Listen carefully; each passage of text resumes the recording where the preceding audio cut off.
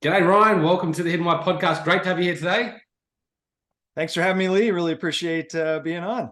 You're probably in the afternoon there somewhere in the United States, I assume, huh? Yes, in California, and Yeah. it's beautiful and sunny out right now. California. Yeah, okay. I just visited recently. Nice one. Oh, Nice wonderful. one. Mate, so Yeah, tell us a bit about yourself. What are you up to and what do you do with yourself?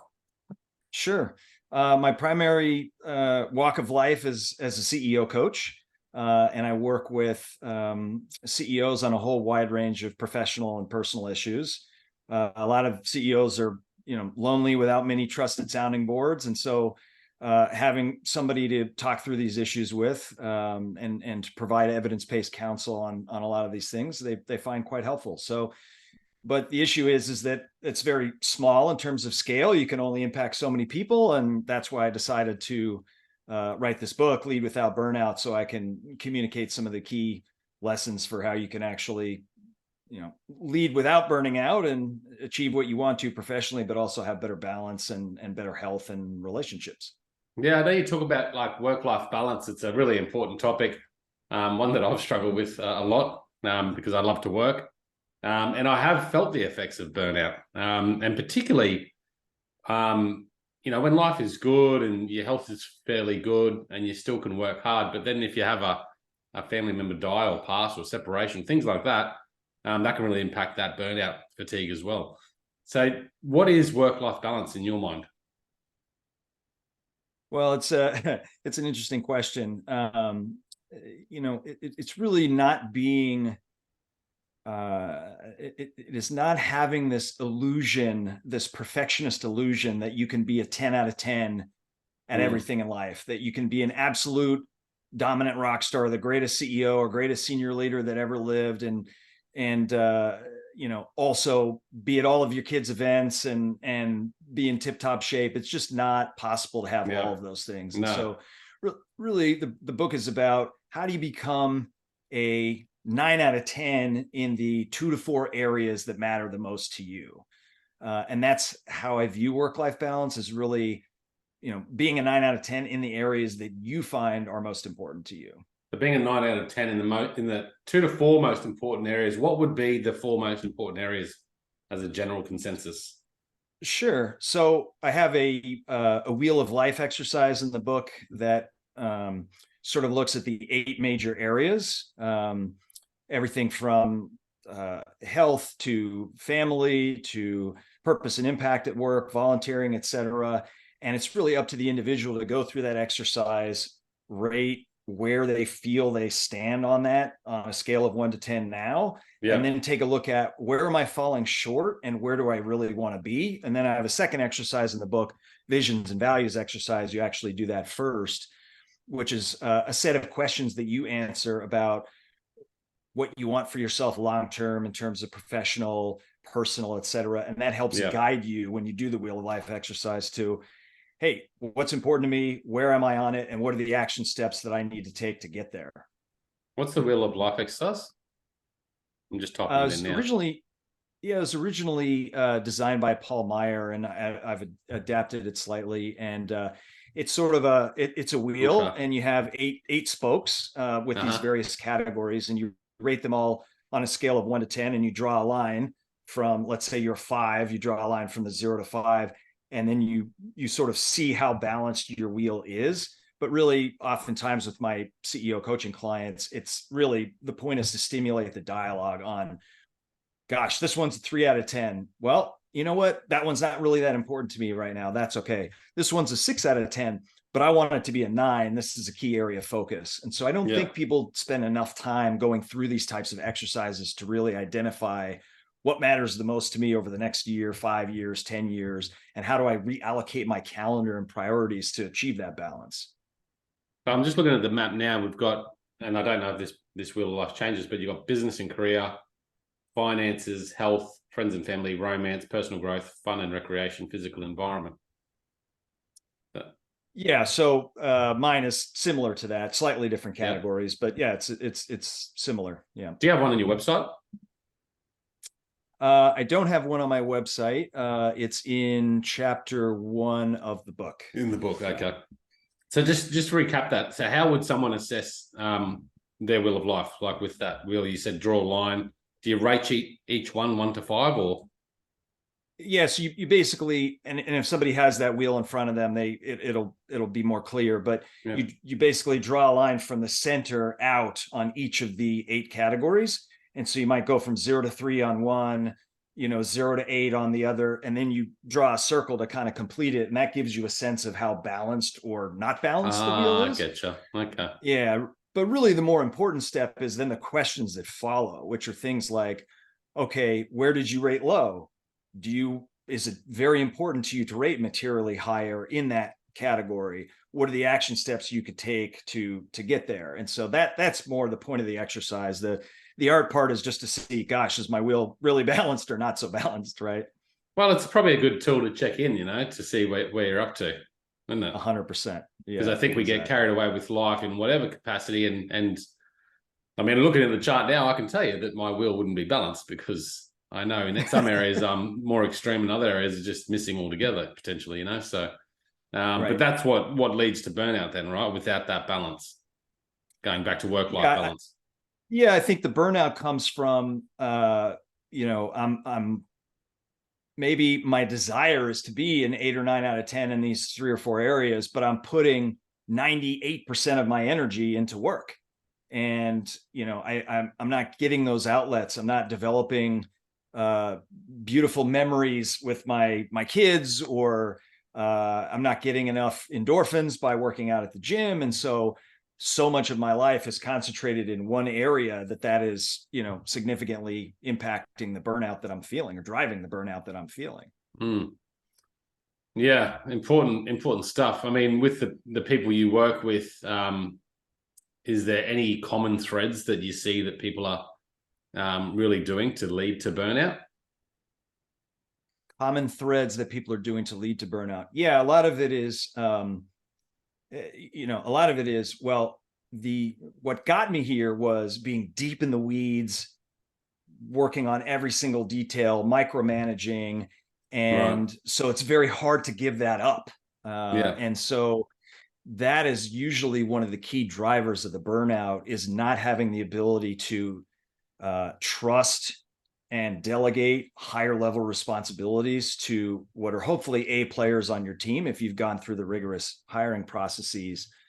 And that is what allows you to step back from the weeds and not only create more balance that allows you to mentally recharge, but actually spend much more time on something that is probably the single most important thing you could be doing for your business or your group.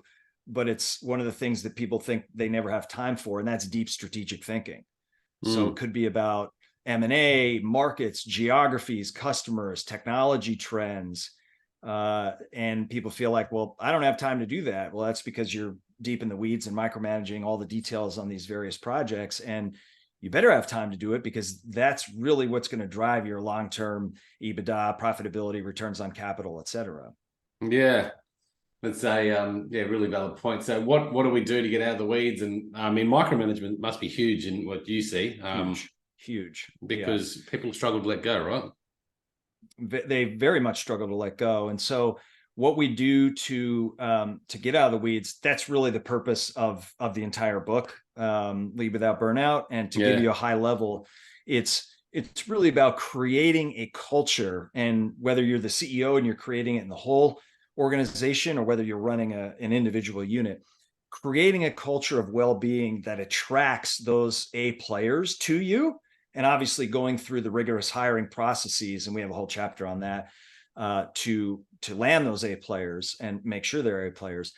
And then learning to trust and delegate higher level tasks to those folks, which they're thrilled to take off your plate, because this is not grunt level type work. This is higher level responsibility. People crave autonomy, ownership, responsibility. And so then delegating to them, which now frees you up the time, obviously, to be able to spend on this deep strategic thinking, and then having your executive assistant actually create it for you in the calendar, right? Sitting down, taking your wheel of life and saying, well, my desired priorities are X. Now let's analyze my calendar for the last 6 months, and they're way out of whack. And so how do I reorganize this calendar to reflect the balance that I want? And how do I insert deep strategic thinking into that calendar and make it immovable? Yes, if an important client comes into town, you can move it from this hour to that hour, but it can't get moved out of the week because it's one of the most important things. Mm. What tools do you give to like your leadership, the people you're working with, the leaders, to help manage? I mean, obviously, you could probably walk through the wheel of life, right, and sit down with them and find where they're off balance, and then create tools tailored to them. But is there anything specific that you really believe would help anyone listening to this to help them, manage their work-life balance better? Sure. Yeah. I mean, I think it starts with very high level, the values and visions exercise. And while it's in the book, I can obviously happy to share the general concepts, but it's really asking yourself questions about, where you want to be long-term professionally, where you want to be personally, what are the values driving that to help you figure out where do I want to concentrate my efforts and my energy, and where do I want my wheel to look like and my balance to look like?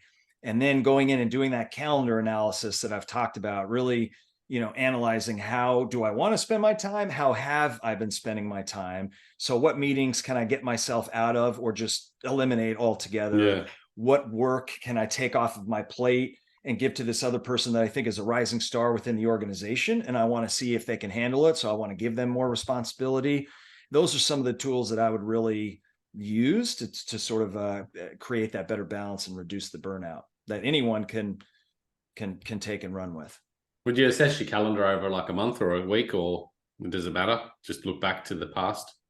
I would look back really over the last 6 to 12 months. And I would say, okay, if I've completing the exercise on what I want and the wheel of life, and I decided, all right, I want to put in X hours a day for the gym or for playing tennis or, taking my mom to lunch, whatever it is, that leaves Y number of hours. Okay. Well, how am I spending those hours? Well, it looks like over the past 6 months, 80% of them were spent in meetings. Well, which of those meetings were crucial for the organization to have? And which of them, and if they're not crucial, you just eliminate them altogether.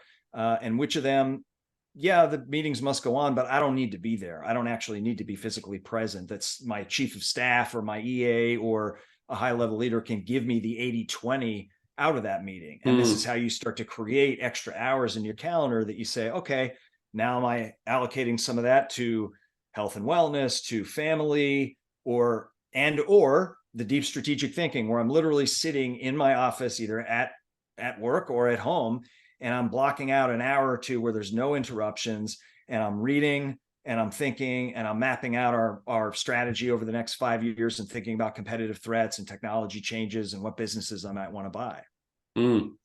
Yeah, really scheduling is pretty critical to, finding that balance in work and life. And certainly I can appreciate time blocking, blocking out your time during the day to what's important, what's not. But certainly, I mean, looking at your calendar, like there's so much stuff, I'm just reflecting on my own life. There's so much stuff in there that really I could probably delegate out. There's more stuff in there. I already try and do a lot, but there's probably more in there. And then really bringing back hours to your day, like I'm just thinking about my personal health, bring back hours in the day to spend more time doing that as well. Right. Well, and the joke is that some of the CEOs I work with, when they get really good at this, they start to have an identity crisis that, well, am I really needed in the organization anymore? What is there left for me to do? Now, that's a very high quality problem if you have an entire C-suite of elite A players and you've outsourced a lot to them. But I always, calm them down and say, of course, your strategic thinking and your vision is always going to be valuable and needed in the business. But a lot of people end up freeing up more time than they've ever thought that they would by doing these sorts of things. So yeah, I guess you sort of don't sometimes appreciate, that high level thinking and planning that is certainly without it, the business may not survive. Right. Yeah, that's right. And the imposter syndrome would certainly come in. You sometimes feel guilty, right? You feel like, well, how am I playing tennis when I've got people working? Yeah, this is actually one of the single biggest problems and impediments to all this is the guilt. It's what is my team? I'm modeling for my team. And so what are they going to think if they see me off doing these things? and B, am I going to fall behind my competitors if I'm off doing these things? And trust me that if you actually create the culture that I lay out in the book in terms of trust, candor, mental health, and well-being, that those employees are going to love you. They're going to be thrilled to work with you and execute for you. And also, you're more likely to scale and grow your EBITDA and your returns compared to your competitors if you're doing these things. And so you're providing growth opportunities and better financial upside for them as well. So I think those are some of the things that take the longest and they're the hardest to get over, but can be by thinking about those sort of analogies. Yeah, right. Interesting. You're talking about deep thinking and spending some time on that. I mean, planning for a lot of people is probably not noticed at all in their schedules, right? So spending time daily, weekly, monthly, yearly, looking at the bigger picture and planning your time. Yeah. I'm certainly guilty of that, where I just, you just sort of start work and work, stop work, and then, you forget, the year passes and you just go, well, what was the plan, out of all this? That's right. Yeah. I think the statistics, it's comical that something like 97% of executives say that being strategic is the number one important facet of their job, and 96% of them say they don't have enough time for it. I mean, that's absurd, but it's the reality of the world that we live in, right? Yeah. And one of my missions is to try to fix that, right? Yeah. So what is a good balance to that? Like, what would be a good balance in your 8-hour workday or 10-hour workday, whatever it might be, as a percentage? Yeah. How much time should we be sitting down, thinking about business, thinking about what we're doing, planning? I imagine it's supposed to be a larger portion than what we give to it, like not more than 10 minutes. Yeah. And so I think what I always tell people to get them comfortable is you start off with baby steps. So you start off and you say to your EA, or if you don't have an EA, you just do it yourself. I'm putting in 1 hour a week, and you choose whatever hour that is. I'm just making this up. Monday at 1:00. And let's say some important client comes into town and says, well, I can only meet Monday at 1. You can't cancel that strategic thinking, but you can obviously move it and say, well, now I'm going to do it Monday at 4, Tuesday at 10, or whatever it is. And start off with 1 hour a week. And you have a notepad, or you're doing it in Microsoft Word so you can save it in the cloud and access it forever. And today's strategic thinking might be about M&A. And I'm going to start thinking about what are some businesses, if we do have a tougher economic downturn, that I'm going to get a chance to buy and that are going to give me a stronger competitive advantage. Or it might be about markets. Where do I need to expand geographically, and what product lines do I need to expand? It might be about technology changes and changes in consumer preferences. And you start to see the value in that. And then you say, okay, well, now I'm going to put in 2 2-hour or 2 1-hour sessions in the week. And then all of a sudden, you see the value in that. And now it's up to 10 hours a week. And you might include reading in that time frame. It could be industry trade magazines. It could be phenomenal new books. And, some of the CEOs say, so you're telling me people are going to walk by my office and see me reading, and that's an okay thing? Well, yeah, not if you're reading a Stephen King novel, but if you're reading something that's obviously very important to the business and to your skill set as a leader, right? Yeah. So that's how I think about it, and I coach. Okay, so start small, do an hour. Is there a good time of the day to do strategic thinking? I would assume, for me anyway, it would make sense to do something. It depends really, but usually in the morning, I think I'd be thinking more clearly. But sometimes I find the brain ticking at the end of the day too. Yeah. So the single least productive time in the workday is typically between 2 and 4, when our circadian rhythms dip and we're feeling the extra weight of that bad night of sleep the night before. So I would avoid that range. The CEOs I've worked with it's and they like that that I've suggested do that first hour in the morning at home when you're not in the office, because the other impediment is, well, if I'm in the office, there's all these distractions and people are coming by, and I give them tools to do that, to make sure people know that is their uninterruptible time unless it's an emergency. But let's just say you start your workday at 8:00 in the morning, you might from 6:30 to 7:30 do that strategic thinking at home. Yeah. So that's one option. And probably outdoors or something, going for a walk as well, doing something like that. You're hitting it on the head. because walking in nature is actually one of the most proven ways to reduce anxiety.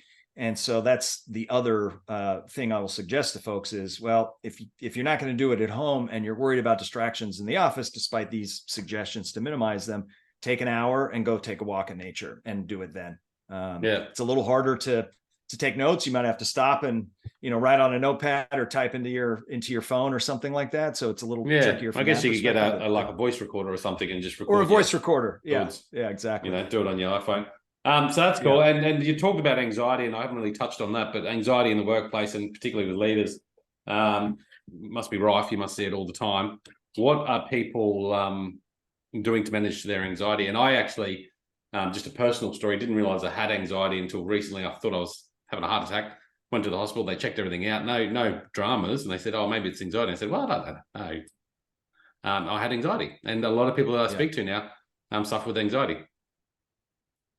Well, I'm sorry to hear you went through it. And it's obviously extraordinarily common. So you're not alone in experiencing that. And cheers to being brave and courageous and opening up about it. And I open up about my own history with anxiety in the book for the first time, really in a public way. And I think that's one of the key messages is that even world-class performers, I mean, CEOs of Fortune 500 companies struggle with mental health, struggle with anxiety. And part of the idea is to raise more awareness around that. And so there are certainly scores of techniques that one can do from an anxiety perspective. I'm a huge fan of CBT, cognitive behavioral therapy, Right. which is it's sort of a rational way of attacking anxiety, where you sit down and you ask yourself a set of questions to diffuse the anxiety, which is, gosh, is my mind just running off into kind of a crazy place where I'm overestimating the odds of the worst case scenario? What's more of a reasonable middle ground that's more likely? And I really need to gather more evidence until I jump to this kind of conclusion. So really starting to kind of diffuse the anxiety and then mapping out the action steps. So a lot of my CEOs and myself, your mind starts running at 8:30, 9 o'clock at night, and it makes it quite difficult to get to bed. Or ironically, that kind of mind running at 8:30 to 9 actually raises the odds of waking up at 4 a.m. and then not being able to get back to bed, even though it's six or 7 hours later.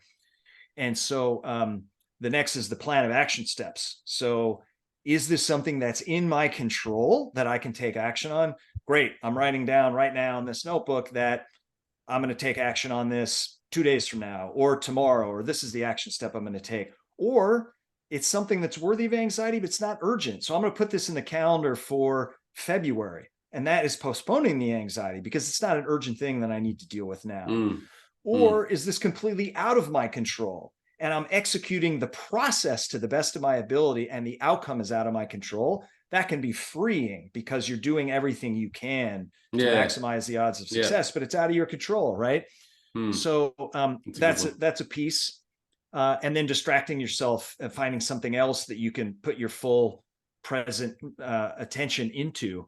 And really, a lot of my ideas are building upon ideas that others have come up with in the past and putting my own spin on it. There's a book called Dare by Barry McDonough, and it's really, even though it's I think written for people with extreme anxiety and panic attacks, and mine was a more mild form, I found it very helpful. And the last step, which he talks about in there, is really distracting yourself and finding something else to focus on. So being deeply present in a conversation with your significant other, or doing an activity with one of your kids, or going and volunteering, or something that's going to take your mind off of the rumination that's the anxiety is causing.